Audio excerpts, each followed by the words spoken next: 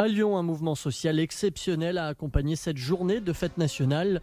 La CGT et plusieurs syndicats du secteur médical ont appelé à une manifestation ce mardi. Le cortège est parti une nouvelle fois de l'hôpital Édouard Herriot et a pris la direction de la place Bellecour.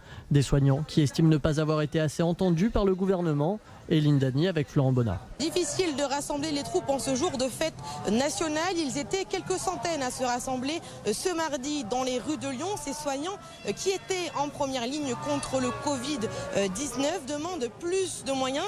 Un accord a été signé entre le gouvernement et les syndicats dans le cadre du Ségur de la santé. Une augmentation de 183 € net pour tout le personnel soignant des centres hospitaliers et des EHPAD. Et pourtant, d'autres syndicats refusent cet accord. Ils sont déçus du Ségur de la santé. Ils estiment qu'il faudrait pratiquement le double.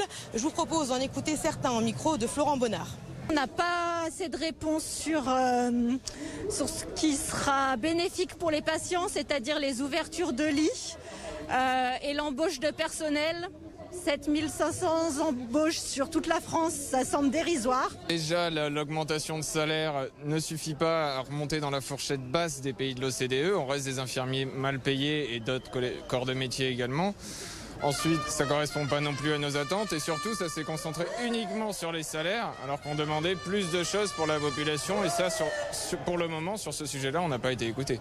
Suite à ces 6 semaines de discussions et de négociations dans le cadre du Ségur de la santé, la grogne des soignants ne faiblit pas. Après cette pause estivale, la rentrée risque d'être mouvementée pour le nouveau gouvernement de Jean Castex.